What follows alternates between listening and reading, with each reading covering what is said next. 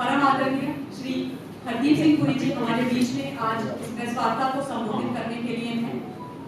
दिनेश प्रताप सिंह जी जो हमारे प्रदेश में महामंत्री और माननीय मंत्री जी की पूरे यात्रा के संयोजक हैं, पूजा सूरी जी जो हमारे प्रवक्ता हैं, और अजय सरावत भाई जो यात्रा में भी रहे हैं और हमारे प्रवक्ता सभी मंच पर हैं। माननीय मंत्री जी आप सभी लोगों से जन आशीर्वाद यात्रा के विषय में पूरी बातचीत करेंगे। जो भी आपके मन में प्रश्न होगी उन जन आशीर्वाद यात्रा एवं उनकी जितनी भी मिनिस्ट्री है उनके बारे में बात करेंगे। और मैं एक बहुत ही महत्वपूर्ण चीज माननीय हरदीप जी के विषय में आप सब लोगों को बताना चाहती हूँ कि यह हमारा सौभाग्य है कि जब दिल्ली के तमाम जगहों पर माननीय हरदीप जी जा रहे थे, पूरब से पश्चिम में बोल सकती हूँ, दिल्ली का कोना कोना 2 दिन से और कल भी जाएंगे, तो वो व्यक्ति हैं जो दिल्ली की जड़ों से जुड़े हुए हैं, जो दिल्ली की धरती से आते हैं, जिनका जन्म और जो जन्म भी दिल्ली में हुआ और पले बढ़े भी दिल्ली में है। तो दिल्ली को बहुत अच्छी तरह से जानने वाले माननीय मंत्री जी से मैं ये निवेदन करूंगी कि वो प्रेस को संबोधित करें। माननीय हरदीप सिंह जी, धन्यवाद।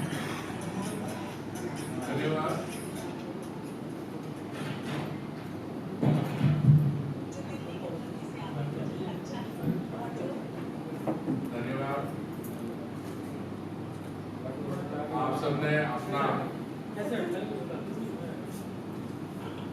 समय निकाला और मैं इस अवसर पर आपको थोड़ा सा पर्सपेक्टिव देना चाहता हूँ जन आशीर्वाद यात्रा का और दिल्ली, जहाँ पे मुझे कल मौका मिला प्रवेश साहिब सिंह जी की कंस्टिट्यूएंसी वेस्ट दिल्ली में जाने का, हंसराज हंस जी की नॉर्थ वेस्ट दिल्ली और मनोज तिवारी जी की नॉर्थ ईस्ट दिल्ली में यात्रा और आशीर्वाद देने का। और कल हमारा कार्यक्रम होगा रमेश बिदूरी जी की साउथ दिल्ली कंस्टिट्यूएंसी।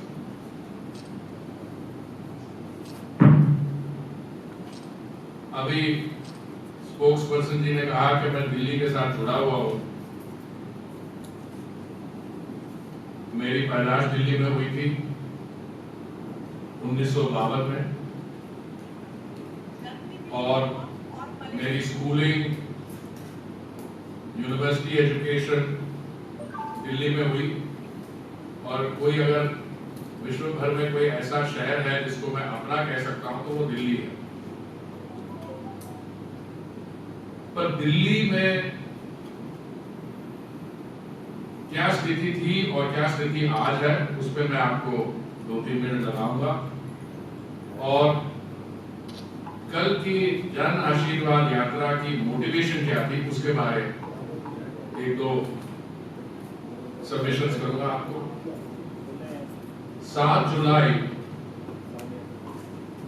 2021 को जब माननीय प्रधानमंत्री जी ने अपने केंद्रीय मंत्रिमंडल की एक्सपेंशन की, कुछ नए मंत्री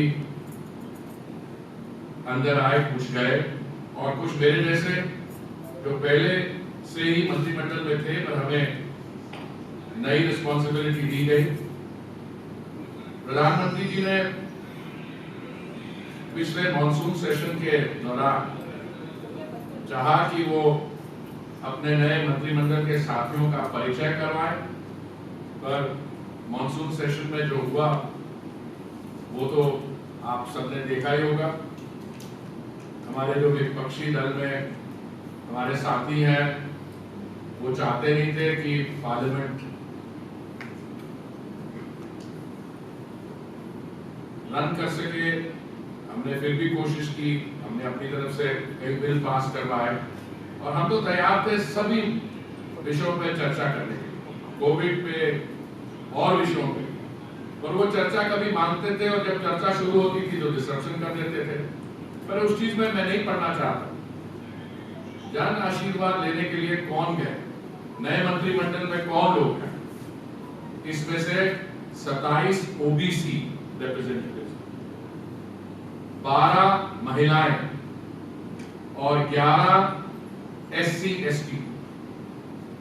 मैं समझता हूं कि भारत के इतिहास में ये पहली बार ये ऐसा हुआ कि माननीय प्रधानमंत्री जी ने अपने मंत्रिमंडल में इतनी बड़ी संख्या में ओबीसी, एससी, एसटी महिलाओं की रिप्रेजेंटेशन करवाई।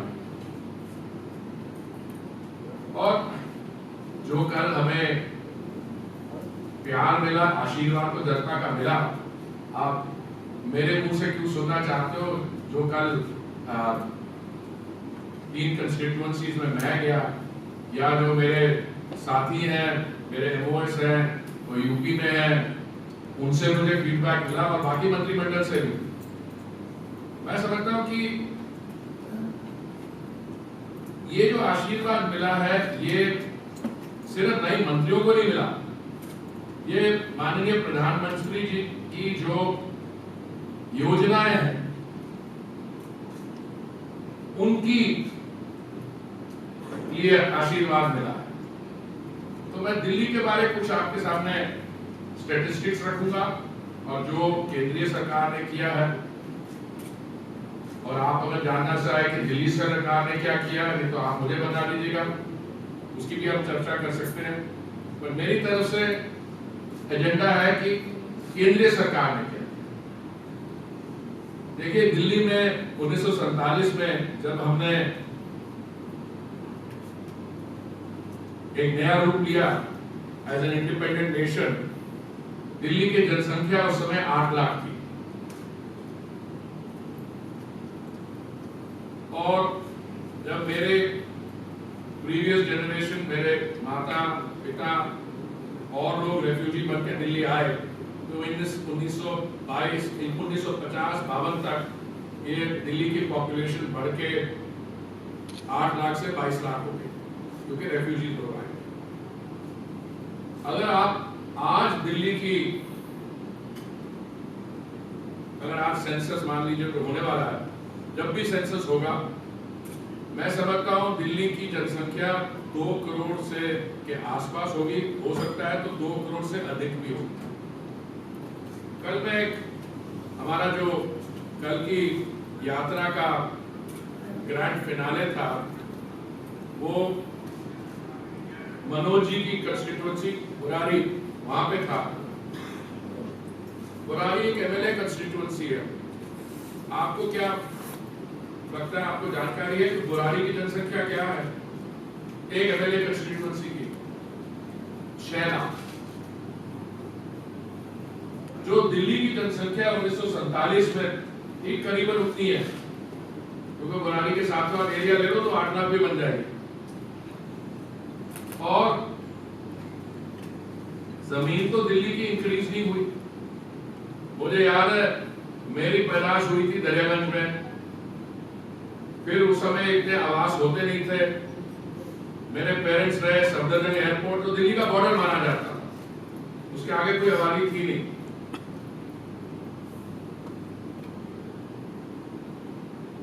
बढ़ती बढ़ती आबादी जो है बढ़ती गई। लोग जब दिल्ली आते हैं, वो भी कारण हो किसी और प्रदेश से, या जो रेफ्यूजीज आए हमारे जैसे, तो मैं समझता हूं कि सरकार की जिम्मेदारी बनती है उनके रहने के लिए, उनके बाकी जीवन में जो आवश्यकता होती है उनकी व्यवस्था करने के लिए सरकार की जिम्मेदारी होती है। कम से कम पिछले 25 साल से मैं सुना आ रहा हूं, 25 साल से, कि हम ये जो अनऑथराइज्ड कॉलोनीज हैं इनको रेगुलराइज करने का काम करें। 2006 में तो कुछ कोशिश भी की गई, 1996 में शायद कुछ कदम भी उठाए गए थे, पर जब भी पूछा जाए तो कहते हैं बस काम हो रहा है। रिस्पॉन्सिबिलिटी किसकी थी?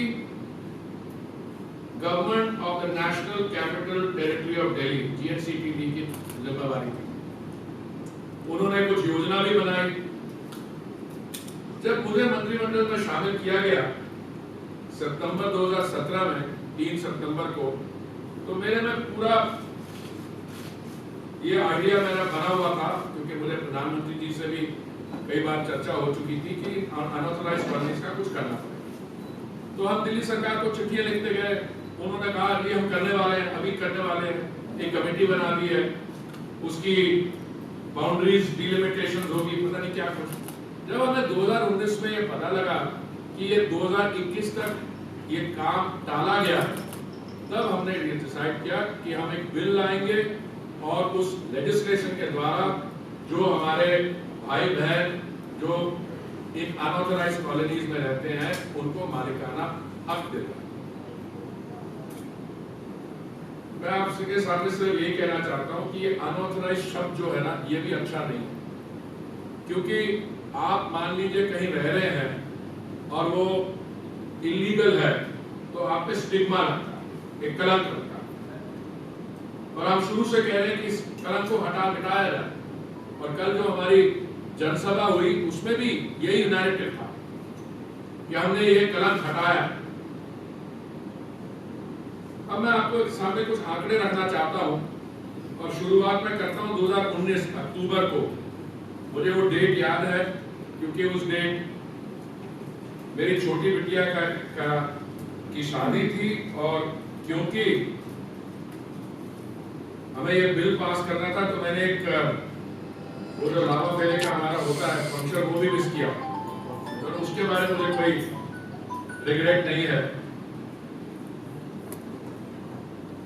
ये बिल पास हुआ, उसके बाद हमने बाकी कदम उठाए।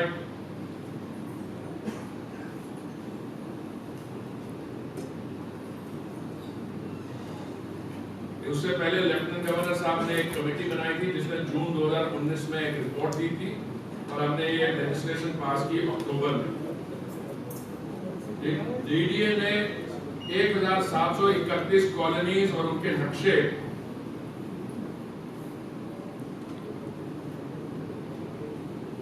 बनाए, जिसमें से 1500 कॉलोनीज के नक्शे अपलोड हुए पोर्टल पे। 16 अगस्त तक, आज हुए 18, परसों तक 4,25,834 एप्लीकेंट्स ने रजिस्टर किया था। 4,25,834।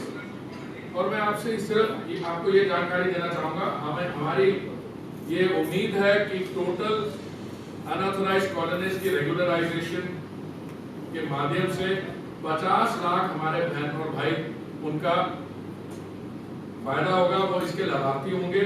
और मान के चलिए अगर एक परिवार में 4 लोग हैं तो हम एक्सपेक्ट करते हैं 8 से 10 लाख रजिस्ट्रेशन होंगे। और कमाल की बात यह है कि कोविड के दौरान भी काम जारी रहा है, और जैसे मैंने आपको बताया 4,25,834 रजिस्ट्रेशन हुई है, जिसमें एप्लीकेशन हमें मिली है 78,990 और कन्वेंस डीड और ऑथराइजेशन स्लिप्स कोई 8,463 को मालिकाना हक ये भी दिया गया। आने वाले हफ्तों में, महीनों में ईश्वर करे हम थर्ड वेव से बचे रहें, पर हमें उम्मीद है इसमें भी गति हम बढ़ा देंगे और इसको और तेज आगे ले जाएंगे। लैंड पूलिंग एक और योजना जो हमने चालू की है। हमें उम्मीद है कि लैंड पूलिंग द्वारा 17 लाख एडिशनल आवास मिलेगा, जिसके लाभार्थी होंगे कोई 76 लाख 76 लाख हमारे दिल्ली के नागरिक। इन 17 लाख में से 5 लाख से अधिक जो ड्वेलिंग यूनिट्स होंगे वो economically weaker sections of society के लिए।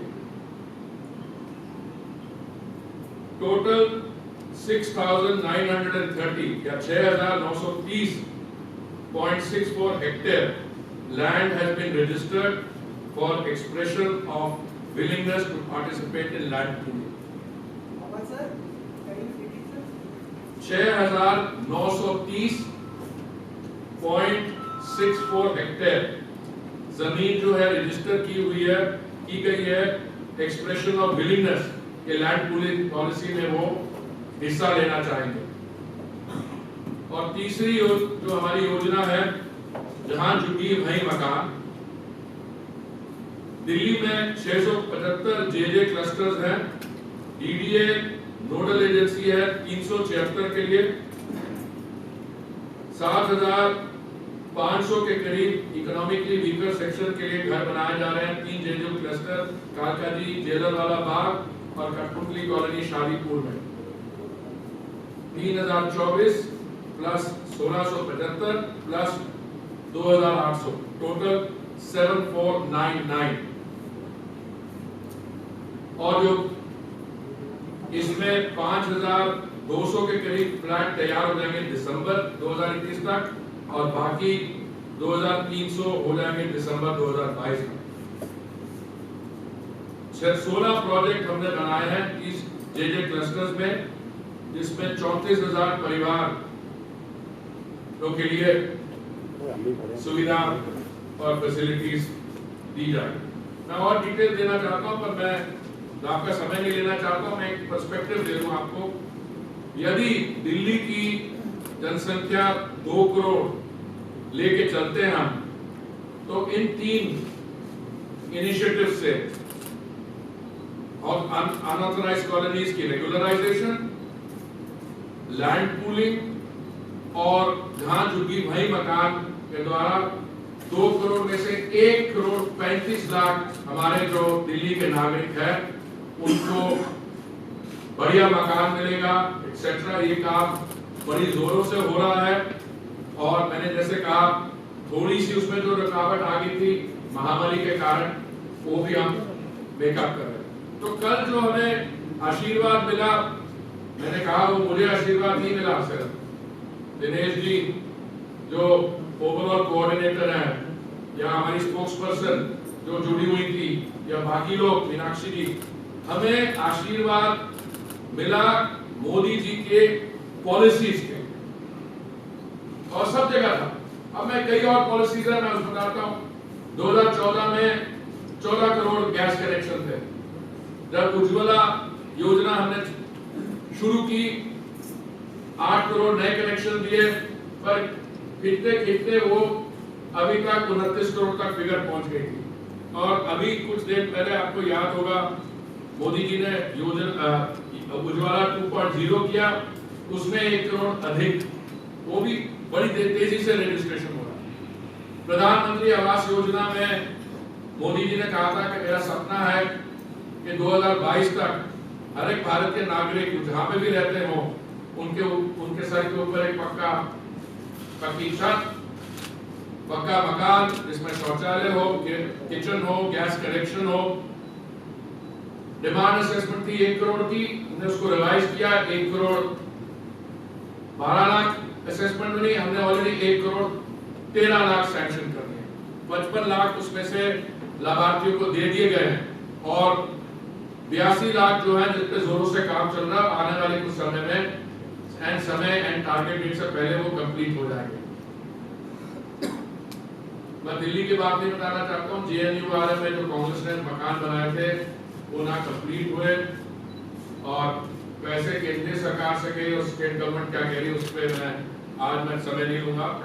पर हेल्थ पे मैं फाइनली कुछ फिगर देना चाहूंगा।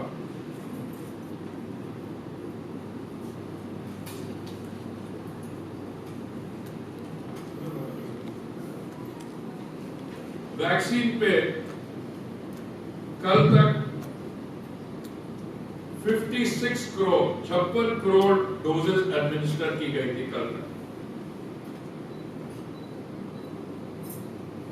कल दिल्ली में 1,25,000 वैक्सीन डोजेस एडमिनिस्टर हुई। और मैं आपको बताना चाहूंगा कि दिनेश जी और जब हम यात्रा पे चले, पहले हम वैक्सीनेशन सेंटर गए 2 दिन, परसों भी और कल भी। फिर हम गुरुद्वारा साहब गए, मंदिर गए ब्लेसिंग लेने। पर दिल्ली में के पास अभी भी 5 लाख डोजेस हैं। मैंने हमारे जो हेल्थ मिनिस्टर है मनसुख भाई मंडाविया जी, मैंने उनसे पूछा, मैंने कहा ये कमाल की वैक्सीनेशन ड्राइव चल रही है, रोज हम 70-80 लाख को आप वैक्सीनेट कर देते हो। अच्छा मान लीजिए अगस्त के महीने के बाद क्या होगा? तो उन्होंने मुझे बताया कि सितंबर में उनकी एक्सपेक्टेशन है कि 20 करोड़ वैक्सीन मिलेगी और अक्टूबर में 30 करोड़। भाई साहब, अगर हम 60 करोड़ कर लेते हैं, 56 करोड़ तो कल हो ही गई है, अगर हम 60 करोड़ कर लेते हैं अगस्त के महीने में, तो उसके बाद 50 करोड़ और आ जाएगी। तो मुझे याद ये आ रहा है, एक युवा नेता है हमारे, उन्होंने बहुत जोर जोर से पूछा, मोदी जी हमारी बच्चों की वैक्सीन कहाँ है? तो मैंने उस समय सोशल मीडिया में उनको उत्तर दिया, उनका नाम लेते हुए, कि राजस्थान में तो कुछ कूड़े में फेंकी गई और पंजाब में वो हम लोगों ने, आपकी जो सरकार है वहां पे, उन्होंने मुनाफाखोरी की है। देखिए, सच्चाई ये है कि हेल्थ स्टेट सब्जेक्ट है। उसका मतलब है इसके लिए वैक्सीन की प्रोक्योरमेंट और बाकी जो काम है वो स्टेट गवर्नमेंट और यूपी गवर्नमेंट को करना चाहिए था, पर उन्होंने नहीं किया। और फिर जब हमें लगा कि नहीं हुआ, मोदी जी ने एकदम फार साइटेड तरीके से देख के जनवरी में जब ये काम शुरू हुआ, क्या किया? उन्होंने डोमेस्टिक वैक्सीन मैन्युफैक्चर, मुझे याद है विपक्षी दल, उन्होंने कहा कि ये भारत बायोटेक है जो कोवैक्सीन बना रही है, इनको क्यों अनुमति दी गई है जब इनके 3rd स्टेज के ट्रायल्स कंप्लीट नहीं हुए? भाई कौन इनको समझाए कि इमरजेंसी यूज ऑथराइजेशन यूज की गई है, साथ साथ जो अलग फैसिलिटीज हैं वो भी होंगी। तो भारत में मुझे तो समझ नहीं आता, कभी मेरे को लगता था ये हमारे जो डोमेस्टिक मैन्युफैक्चरर्स की निंदा करते हैं, क्यों करते हैं मुझे समझ नहीं आता। शायद हो सके वो चाहते थे कि जो महंगी वैक्सीन इंपोर्ट होनी है उसके लिए केस बनाने के लिए, हो सकता है। और ऑक्सीजन के बारे में बता दूं, उसके बाद फिर हम क्वेश्चन आंसर कर सकते हैं। दिल्ली की जनसंख्या और मुंबई की करीब सिमिलर 2 करोड़ होनी चाहिए पॉपुलेशन। यूपी की जो है 20 करोड़ से अधिक होनी चाहिए।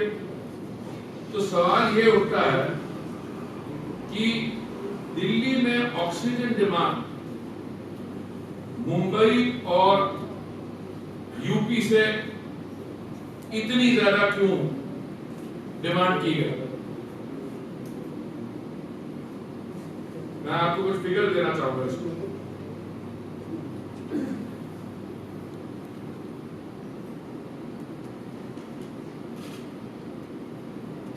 मई 2021 को दिल्ली और मुंबई में जो टोटल केसेस थे बिल्कुल बराबर के करीब थे। मुंबई में 92,000 थे और दिल्ली में 95,000। अगर ये आंकड़े ठीक है, और है क्योंकि ऑफिशियल फिगर्स हैं, ये क्योंकि मुंबई की ऑक्सीजन रिक्वायरमेंट उस समय 275 MT थी, मिलियन टन, और दिल्ली की रिक्वायरमेंट 900 मिलियन टन थी।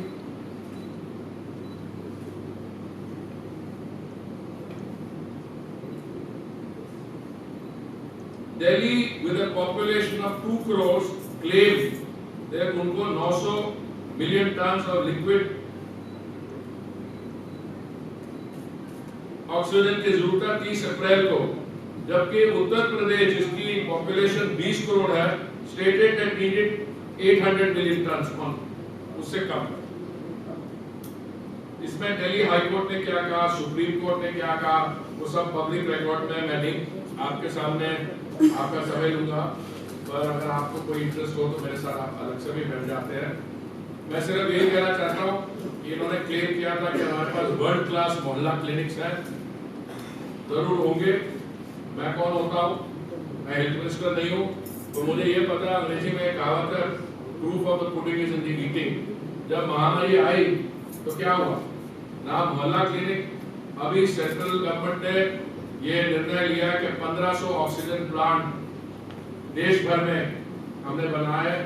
कोई और हमारे जो पब्लिक स्पिरिटेड लोग हैं, इकोनॉमिक बॉडीज हैं, आप में से लोग जहाँ पे जरूरत है आप ऑक्सीजन प्लांट वाले, तो अभी जो स्थिति स्टेबलाइज हुई है इसमें हम चाह रहे हैं, मैं मैंने एमटी का शायद मिलियन टन का मेट्रिक टन, सॉरी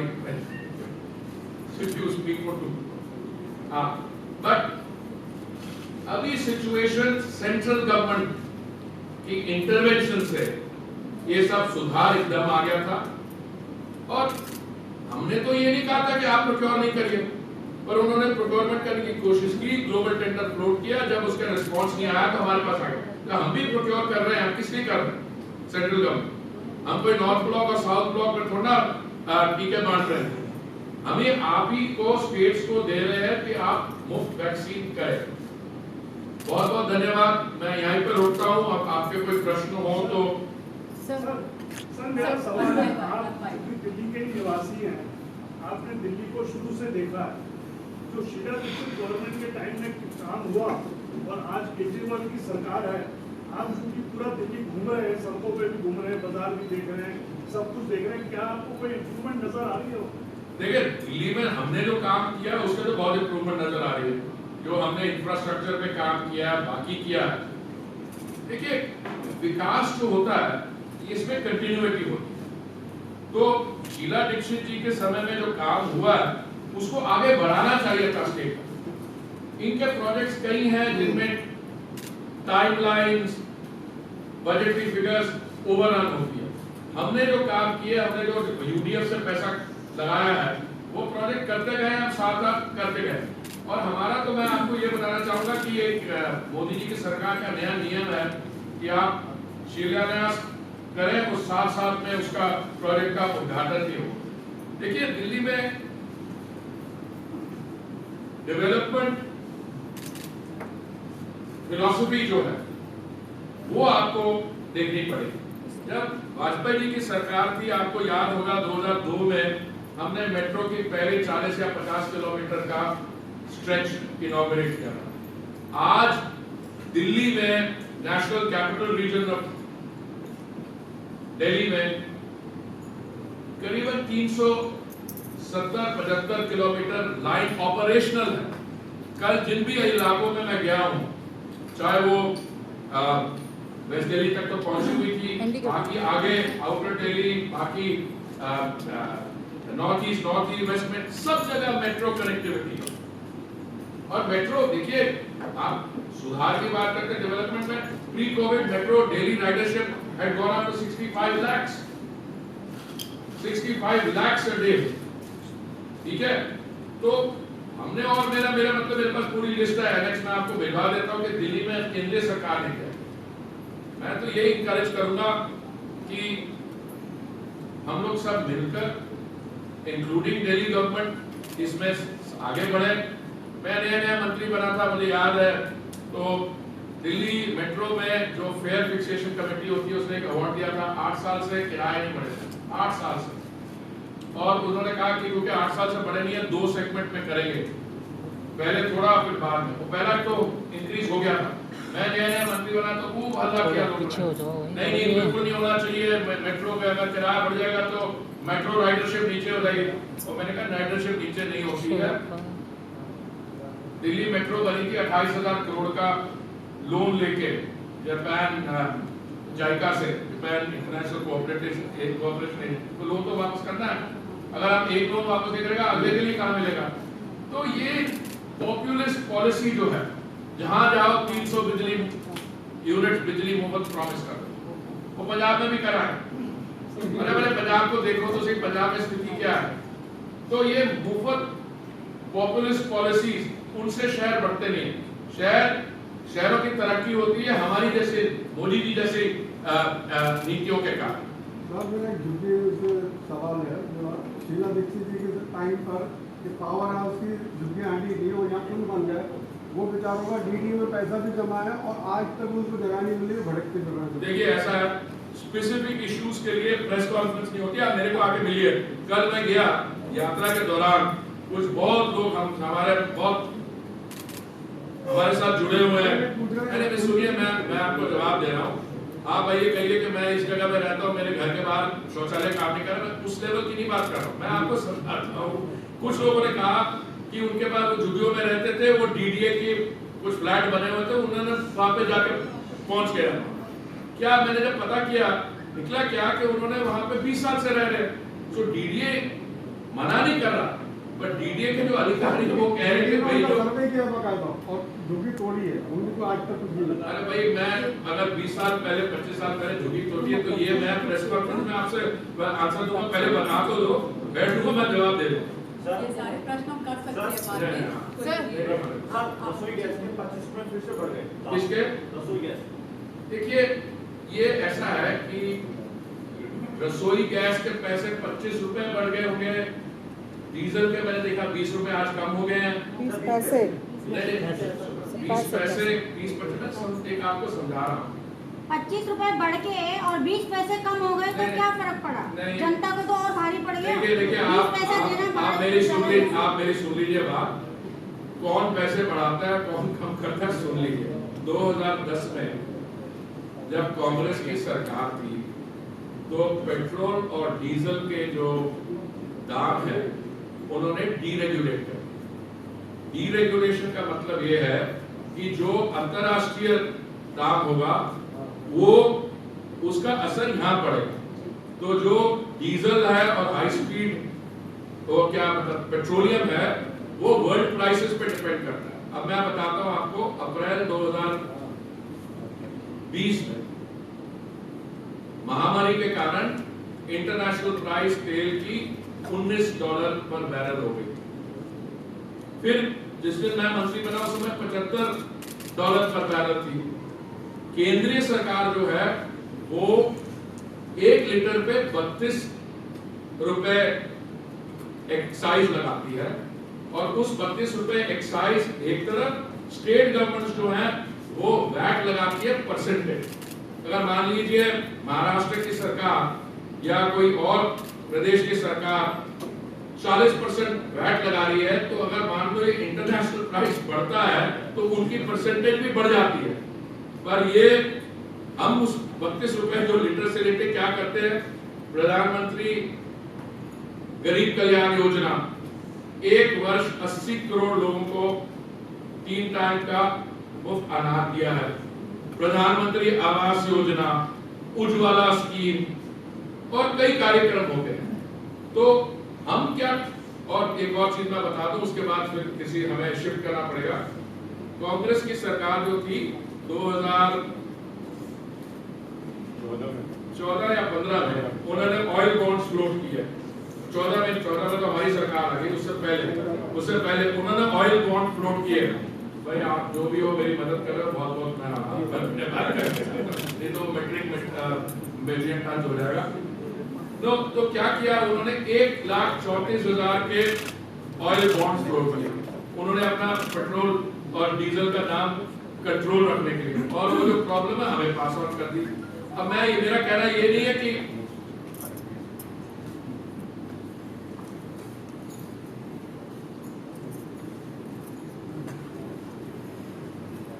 देखिए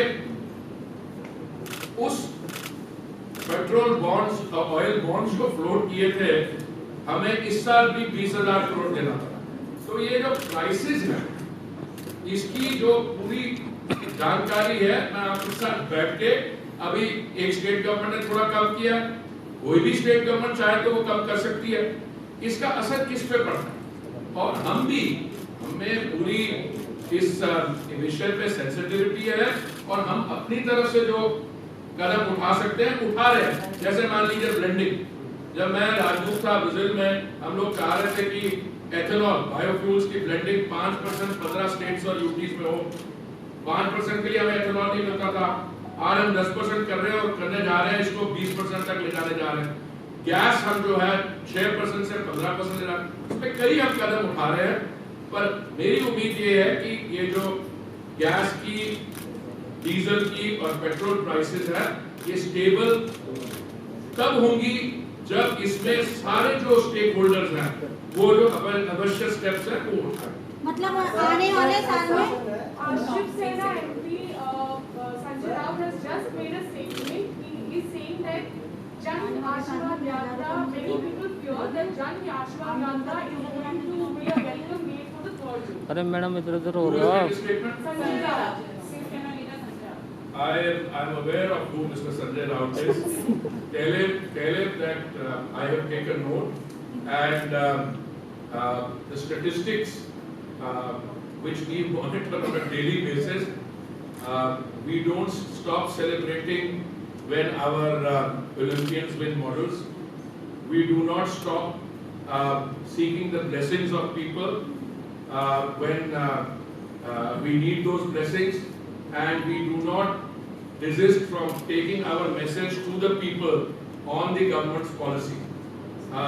There was more, and I shouldn't say this, but look at the scenes when concerned leaders are not wearing masks and are in close proximity to each other and in the well of the house. That is my answer. Sir, Congress ने allegation लगाया है कि जो आप oil bond का interest दे रहे हो वो कम है एज कम्पेयर टू जितना आप रेवेन्यू रेट कर रहे हो और एक्साइज ड्यूटी से। लोगों का कहना है कि आप लोगों को राहत नहीं पहुंचाने दे रहे हो और आप देखिए कांग्रेस के कौन से निर्मला सीतारमण ने जो फिगर फ्लोट किए हैं उन्होंने बोला कि वो फ्लॉड है और कल उन्होंने एक प्रेस में जारी किया। इस पे आपका क्या कहना है? देखिए, Congress is entitled to say whatever it wants, but the Congress will be taken seriously जब उनकी जो figures हैं वो they add up. देखिए, कांग्रेस ने ये कहा कि आप वैक्सीन की अनुमति ना दें भारत बायोटेक को। कांग्रेस ने ये भी कहा कि आप स्टेट गवर्नमेंट्स को दे दें परमिशन टू दे, हमने दे दी। जहां तक पेट्रोल प्राइसेस की बात है, ये कांग्रेस गवर्नमेंट ने डीरेगुलेट किया था 2000 में, और एक बार आप डीरेगुलेट कर गए हो तो आप कांग्रेस में अगर एबिलिटी हो इंटरनेशनल प्राइसेस को कंट्रोल करने के लिए, मैं तो डिटेल में नहीं जाना चाहता, जो उनके फिगर्स हैं वो on each of them they are flawed. जो 1,34,000 crore is the value of the oil bonds, और उनकी मैच्योरिटी 15 साल में होती है, और इस साल मैंने जो है 20,000। By the way, taxation is not my subject, okay, so no, but Nirmala ji ने, ऑनरेबल फाइनेंस मिनिस्टर ने अभी 2 दिन पहले बड़ा दिया, उसके जवाब में उन्होंने ये कहा, तो इसका जवाब मिल जाएगा। कांग्रेस की इस समय स्थिति ऐसी है कि केरला में और वेस्ट बंगाल में उन्होंने चुनाव लड़ा विद डिफरेंट कॉम्बिनेशंस। पंजाब में उनके यहाँ जो नई डेवलपमेंट हुई है उसमें सिविल वॉर हो रहा है अंदर, ओके, और आने वाले हफ्ते में पता नहीं क्या करेंगे। हाँ, नहीं वो तो all I'm saying is they are a little preoccupied. So मेरा रिस्पांस ये है कि कांग्रेस प्रीऑक्युपाइड है, और उनको जो मेन हमारे सामने इश्यूज हैं उन पे थोड़ा गौर करके, अब ये कहना कि इंटरनेशनल प्राइसेस इस समय आप एक कमोडिटी की देखें और वहां देखें उसके बाद स्टेट गवर्नमेंट्स कितनी उस पे वैट लगा रही है, उनको बोलो आप इतना ही कंसर्न है, अपनी स्टेट गवर्नमेंट्स को बोलो वैट कम कर दे। धन्यवाद। सर, अफगानिस्तान का क्योंकि अभी मैटर चल रहा है, ऐसे में ये भी खबरें आ रही है कि 306 है, और बाकी जो लोग हैं हमारी विदेश मंत्रालय उस पर पूरी वो कर रही है। उससे ज्यादा मैं नहीं कहना चाहूंगा क्योंकि ये मेरा सब्जेक्ट नहीं है। विदेश मंत्रालय प्रतिदिन शायद 4 बजे ब्रीफिंग भी करते हैं, आप उनसे पूछ लीजिए। बाकी मेरे मंत्रालय के साथ जो जुड़े हुए सब्जेक्ट्स हैं, आप उस पर अगर चर्चा करना चाहें तो मैं आपके साथ हूं। अरे हाथ पीछे करो मैम, उसने बोला कि अरे भैया भाई साहब बहुत, आप पूछ लीजिए, फिर आप पूछ लीजिए। मेरा सवाल ओजोन के ऊपर है। जब पिछले विधायिका के इलेक्शन हुए थे तब भी वहाँ पे आपने जाके बोल दिया था कि ओजोन हो जाएगा। मनोज तिवारी जी ने भी बोला था और कई वहाँ पे जो प्रसिद्ध कई लोगों ने बोला था, लेकिन पिछला आपका जो कार्यकाल भी समाप्त हो गया, अभी तक उसका कुछ नहीं हुआ। क्या लगता है कि इलेक्शन आने के साथ ही आपको फिर से ओजोन नहीं आता? देखिए आप जो कर रहे हैं थोड़ा सा मैं समझता हूँ कि आपका सवाल पूछना सही है। पहले आप समझिए ओजोन है क्या। दूसरी बात, हमने जो कहा था और कल भी मैंने कहा, अगर एनजीटी की तरफ से या किसी और एनवायरमेंटल की एजेंसी की तरफ से कुछ आता है तो तो हमें उसका पालन करना पड़ेगा, पर हम उसमें भी रास्ता निकाल रहे हैं। मैं फिर आपको दोहराना चाहता हूँ, मैंने कल भी बोला कि जो रेजिडुअल प्रॉब्लम्स हैं ओजोन में, जो अनऑथराइज्ड कॉलोनीज पड़ती हैं, जो अभी एक्सक्लूड हुए हैं, उसका भी हम तरीका ढूंढ रहे हैं कैसे उसको आगे बढ़ाते हैं।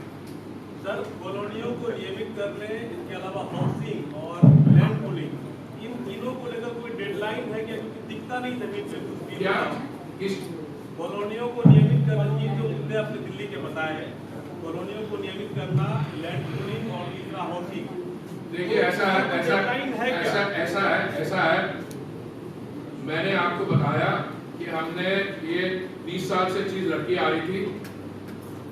2019 अक्टूबर को हमने बिल पास किया, और आपको भी जानकारी है, मुझे भी है, कि ये जो महामारी है, जो आपका शत्रु है, विच इज द एनिमी, 25 मार्च 2020 में, मतलब 4 महीने के अंदर कोविड आ गया, तो उससे काम थोड़ा रुका है, पर उसमें भी अगर हम 8-10 लाख रजिस्ट्रेशन चाह रहे हैं तो 4.5 लाख तो हो गए।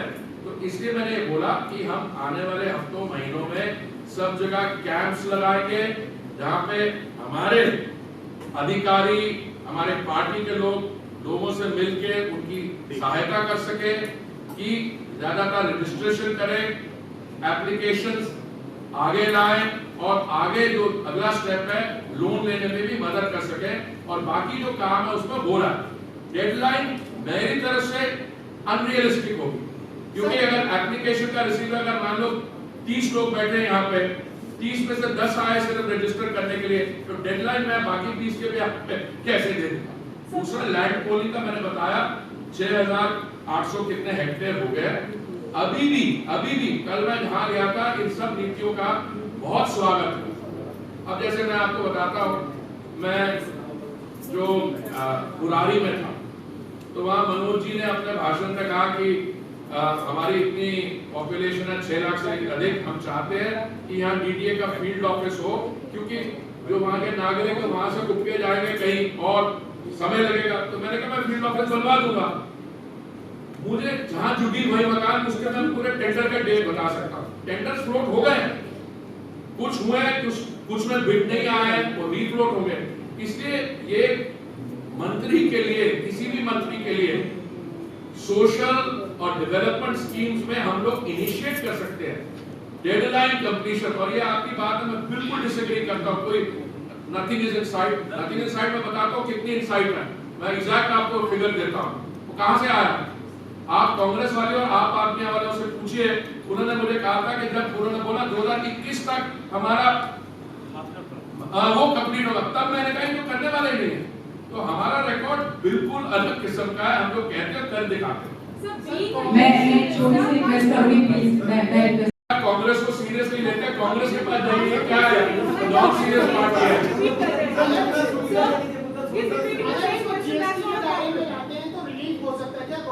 अरे भैया, कांग्रेस ने आपकी तिजोरी को खाली कर दिया था, 1,34,000 करोड़ की अपनी प्रॉब्लम आगे कर दी थी। फार्म लोन भी जब मैं याद है, जब मैं बाहर से आया था 70,000 करोड़ माफ कर दिए। एक किस्म की नीति ये होती है, आप करते जाओ, अगले के लिए प्रॉब्लम अगली जनरेशन की करते हैं। भैया हम उस किस्म का काम नहीं करते हैं। और आपको ये जो कांग्रेस की कैलकुलेशन है, आप हमारे प्यारे युवा नेता को रिक्वेस्ट करिए वो प्रेस कॉन्फ्रेंस करें जैसे मैं कर रहा हूँ, ठीक है? और वहाँ पे उनसे ये सवाल पूछिए कि ये पेट्रोल का प्राइस और डीजल का प्राइस उनको जितनी है, अगर कोई चाहिए तो मैं अपना एक्सपर्ट भेजूंगा।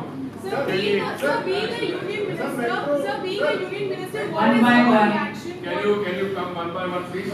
There is a gentleman there. You had a sir metro phase 4 का जो काम है वो 3 लाइनें जो पास हुई थी उसके बाद से आगे बढ़ नहीं पाया है। देखिए, मैं आपकी सहायता लेके अरविंद जी को रिक्वेस्ट करूंगा, थोड़ा सा जो बाकी उनकी तरफ से कंकरेंस आ रही है वो जल्दी करें। मैं वही कहना चाहता हूं कि अभी आशा मॉडल का भी उसमें उद्घाटन होना था, लेकिन वो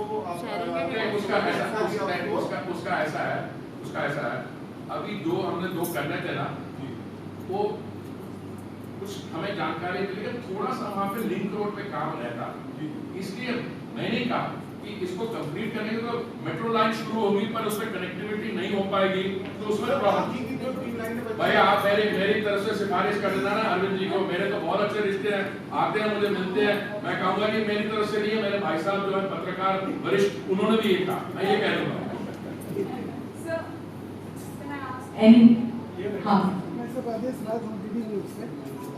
उत्तर प्रदेश में विधानसभा के चुनाव होने हैं, उसको ध्यान में रखकर यह जन आशीर्वाद यात्रा जो है वो की जा रही है, ताकि ज़्यादा से ज़्यादा। और भाई साहब जन आशीर्वाद यात्रा देश भर में की जा रही है। मोदी जी ने अपने 7 जुलाई के नए मंत्रिमंडल में 27 ओबीसी मंत्री जोड़े, 12 महिलाएं, 11 SC ST, उनका परिचय नहीं हम करवा पाए। 11 मिला एक ही बात है, कोई फर्क नहीं पड़ता, 11 मिलाए 12 ओबीसी ये चलता है प्रेस कॉन्फ्रेंस में ब्रॉडली, अगर 11 का 110 नहीं। देखिए ऐसा है, मेरे साथ मेरे मंत्रालय में हाउसिंग एंड अर्बन अफेयर्स में कौशल किशोर जी, मैं कल रात को लेट जब लौटा मैं उनसे चर्चा कर रहा था, बहुत बढ़िया चल रहा उनका भी, सब जगह स्वागत हो रहा है, आशीर्वाद दिया जा रहा है, जनसभाएं हो रही है। तो इसका उत्तर प्रदेश के साथ दिल्ली में तो कोई चुनाव नहीं है, ये है दिल्ली में भी। वैसे हमारी डेमोक्रेसी में 500 वर्ष सब जगह कोई ना कोई तो होता रहेगा। जब हम लोग ये अनऑथराइज्ड कॉलोनीज का बिल लाए, मैं आपको बताना चाहता हूँ, मुझसे ये क्या कहा गया कि ये 2020 की आपके चुनाव को, मैंने कहा मेरे भाई हम तो इसको 2014 से कर रहे हैं, तब आपने हमें विश्वास दिलवाया कि अभी करने जा रहे हैं 2015 में 2016 में। तो ये ऐसा होता है कि ये नीतियां जो है, अब मैं एक लास्ट आपको फिगर देता हूँ, ये हमारे भाई साहब थे वो कांग्रेस से बहुत प्रभावित है, पता नहीं कहाँ चले गए। मैं आपको बताता हूँ, आप आगे आ जाओ। देखिए ये जो अर्बन स्पेस है, अर्बन सेक्टर है, कांग्रेस की जो सरकार थी 2004 और 14 में, इनकी सब योजनाएं मिलाकर सारी टोटल इन्होंने खर्चा किया 1,57,000 करोड़ 10 साल में। मोदी जी की सरकार जब आई मई 2014 में, हमारी योजनाएं शुरू हुई जून 2015 से लेके आज तक 6 वर्ष में हमने इसके 6.5 गुना किया, 11 लाख करोड़ से अधिक हमने काम किया। क्या किया? प्रधानमंत्री आवास योजना, उज्ज्वला, स्वच्छ भारत, स्मार्ट सिटी, मैं आपको पूरी लिस्ट दे दूंगा। और ये जो लोग कहते हैं ना ये छोटी छोटी बातें, नहीं आप इसको करें तो उसका ये हो जाएगा, पता नहीं इनका लॉजिक कहां से आता है। देखिए सरकार को भी तो अगर वेलफेयर स्कीम्स में अगर 80 करोड़ लोगों को अनाज 1 वर्ष के लिए देना, फ्री वैक्सीन देनी है, तो कहीं का रेवेन्यू सोर्स होगा। अच्छा हम तो करते हैं इन चीजों से, कुछ लोग दारू के ठेके निलाम करके कर लेते हैं। अब मैं क्या और जवाब? सर एक लास्ट सवाल सर एमसीडी का चुनाव आने वाला है, एक सवाल एमसीडी के चुनाव से रिलेटेड है। अभी लगातार हम पिछले 5 सालों में जब से आम आदमी पार्टी का सेकेंड टर्म आया है, फंड का इशू बहुत बड़ा इशू बनता जा रहा है। क्या आपको लगता है कि एमसीडी को फिर से यूनाइट करने की जरूरत है? देखिए कई विषय आप देखिए, आप बड़े एक्टिव है जर्नलिज्म में, आप एकेडमिक सेक्टर में भी बड़े सुझाव आते हैं। अब दुनिया भर में हमारी जो 74th अमेंडमेंट, कई लोग कहते हैं, मैं समझता हूँ कि मेयर भी 1 साल के लिए नहीं होना चाहिए। मेयर का जैसे आप देखिए न्यूयॉर्क जैसे शहर में, वहाँ मेयर की जो टेन्योर होती है वो लॉन्ग टर्म होती है, और वो एक किस्म के सिविक इश्यूज पे सिटी पे एग्जीक्यूटिव अथॉरिटी में बहुत प्रपोजल्स हैं, चाहे एमसीडीज को मिलना चाहिए, किसी तो अंदर से आएगा ना decision.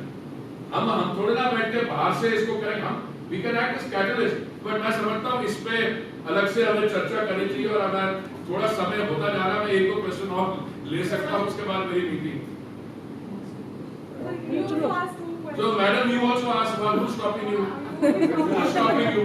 Take off your mask so I can hear. Your second last question. Sir, basically, as a union minister, I know it's not related to your ministry, but as a union minister, there is some observation that has come from the Madras High Court, which says that CBI should be an autonomous body. They should not be a caged parrot. So, being in the center, how do you react to this? I tell you something. My advice to you is please direct this comment of whoever it is to the Home Ministry. I mean, why should I be, as the Union Housing and Urban Affairs Minister or the Petroleum and Natural Gas Minister, passing comments or entering either the Law Minister's domain or the Health Minister's domain? I am talking about those issues, madam, which are germane to my Jan Ashirwad Yatra of yesterday and day before, and the issues which came up. And some of those issues which came up, I'm agreeing to answer questions. But you know what a particular court or what a particular political personality said. I mean, you'll appreciate, and you started by that, and by saying you will understand now. You ever want to have my views off the record? It's probably always drop in for a coffee. Sir, Jan Ashirwad यात्रा को लेकर एक सवाल है। जी madam. Congress कह रही है लगातार कि जन आशीर्वाद यात्रा नहीं, पश्चाताप यात्रा बीजेपी को निकालनी चाहिए, क्योंकि फिर आप कांग्रेस वाले क्यों क्या कह रहे हैं? विपक्षी पार्टी तो कह तो मैं इन चीजों को सीरियसली लेते मैं उनका रिस्पेक्ट करता हूँ। देखिए, कांग्रेस एक अच्छी नेशनल पार्टी थी जिन्होंने हमारे को इंडिपेंडेंस दिलवाने में बहुत उनकी कंट्रीब्यूशन है। 1885 में जब इंडियन नेशनल कांग्रेस एस्टैब्लिश हुई, एनी बेसेंट वकील थे, लॉयर्स थे। उसके बाद महात्मा गांधी और उनके दरार पे हमें एक मास मूवमेंट बनी। But somewhere along the way, they are losing their way.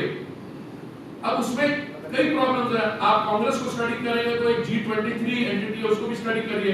अब वो उनके आपस के उनके टेंशन पॉइंट्स हैं। इसलिए मैं कांग्रेस के बारे में कुछ नहीं कहना चाहता, पर अगर कांग्रेस में किसी ने कोई टिप्पणी दी है तो इस अनफेयर का आप मुझसे पूछें, आप उनसे पूछिए आप क्यों कह रहे हैं। धन्यवाद, बहुत धन्यवाद। Thank you very much. Vaswani बताइए सर, जो आपकी जो यात्रा निकली है उसमें आपको कुछ शिकायतें भी लोगों की आती होंगी? देखिए, मेरे को आज मैंने रिपोर्ट किया अपने बारे में। मेरे राजनीतिक जीवन is not insignificant in the sense कि मैं अभी आया तो मैंने देखिए कल जो इलेक्ट्रिसिटी देखी, मैंने जो उत्साह देखा हमारी महिलाओं में, कार्यकर्ताओं में, फिनोमिनल। देखो, शिकायतें नहीं आई। मैंने आपको एक इंसिडेंट दिया, एक जगह हमारी यात्रा को रोका, उन्होंने बोला देखिए हम इन डीडीए घरों में 20 साल से रह रहे हैं और पहले हम झुग्गियों में थे। मैंने पता क्या, वो डीडीए नहीं करी, उनको नोटिस भेजा हुआ। कोई अधिकारी डीडीए का भी कोई अधिकारी थोड़ा कर सकता है। उन्होंने बोला कुछ वो दे दो जो आपको बेसिक अमाउंट है एक्सेट्रा। एक जगह मैं गया था जिसने बताया, वहां पे मैं भी बड़ा घबराया। वो डीएसआईडीसी का जो मामला है वो वार्ड 44 का, इसके अलावा मेरे पास कोई शिकायत कहीं नहीं से आया। बहुत प्यार मिला, बहुत सपोर्ट मिली। हाँ, कोई कह रहा है कि ये मेरा काम है, इसको करवा दीजिए। वो तो हम लोग पॉलिटिकल लाइफ में है, सुबह से लेकर रात तक वही करते हैं। दिल्ली सरकार अच्छा काम कर रही है। नहीं, दिल्ली सरकार हमारे बारे में, दिल्ली सरकार के बारे में, दिल्ली सरकार के बारे में शिकायत तो वो 10 जन आशीर्वाद यात्रा निकाली, उन्हें पता लगेगा कि सड़क ठीक है। अब मैं थोड़ा दिल्ली की सड़कों की रिस्पॉन्सिबिलिटी ले लूंगा। इस खबर में फिलहाल इतना ही। बाकी खबरों के लिए बने रहिए हमारे साथ, देखते रहिए नित्य समय।